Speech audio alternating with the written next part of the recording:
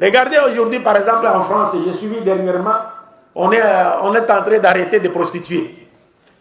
Et d'arrêter aussi les hommes qui sortent à la recherche des prostituées. Mais j'ai dit, mais qu'est-ce que vous êtes en train de faire?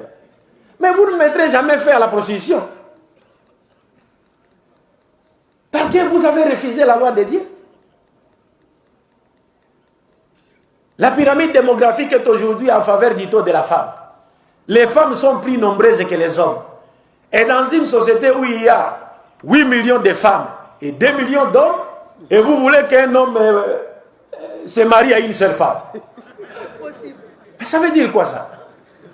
Parce qu'aujourd'hui en Occident, quand un homme se permet d'épouser officiellement une seconde femme, c'est fini. Il est arrêté et s'il bénéficiait d'une certaine assistance de la part de l'État, on doit couper cela. Et si malheureusement, s'il était africain, on lui expatrie, c'est fini. Est-ce que vous comprenez?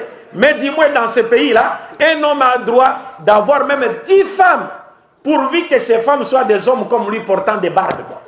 Et il fait avec eux le travail de l'autre, à l'époque de l'autre, l'homosexualité. Là, on applaudit. On applaudit. Mais quand il prend une femme naturelle, une seconde, non, pourquoi ça? Est-ce que vous comprenez? Et aujourd'hui, on commence maintenant à arrêter les prostituées. Mais vous ne ferez rien. Vous n'allez pas mettre fin à la prostitution. Parce qu'il y a un savant français, Étienne Dinet, qui a dit, une société qui adopte la monogamie comme étant la seule forme du mariage, au détriment de la polygamie réglementée, cette société connaîtra 3 conséquences graves. La première conséquence, la prolifération de la prostitution. La seconde, les enfants illégitimes. Et enfin, la troisième, les célibats. C'est-à-dire des femmes seront contraintes, seront condamnées à demeurer célibataires jusqu'à la fin de leur vie. Elles pourront avoir la vie sauve en acceptant le système islamique. Est-ce que vous comprenez? Donc nous vivons maintenant à cette époque. Pourtant, même dans la Bible, Ésaïe chapitre 4, verset 1, Dieu dit, il arrivera un moment où 7 femmes s'attacheront à un seul homme et lui diront, nous nous vêtirons nous-mêmes, nous allons nous nourrir nous-mêmes, fais-nous seulement porter ton nom pour enlever notre honte. Est-ce que vous comprenez cela? Donc c'est le contraire qui est fait aujourd'hui. C'est le contraire qui est fait aujourd'hui. Et maintenant, si on se retrouve dans une société où les femmes n'ont pas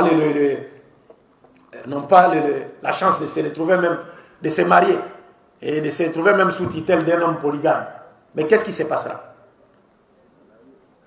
Ces femmes-là qui ont des besoins naturels, qu'est-ce qu'elles vont faire? Mais n'est-ce pas qu'elles vont développer des stratégies visant à attirer et les hommes mariés et les hommes non mariés dans les mailles de leur filet?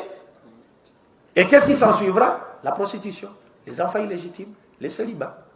Les 3 conséquences graves auxquelles l'islam ajoute 2 autres pour en faire 5. C'est-à-dire la 4e conséquence, c'est la dépravation totale des mœurs. Et enfin la 5e, c'est l'infidélité. Est-ce que vous comprenez? Tout cela parce que les gens refusent la loi de Dieu. Est-ce que vous comprenez?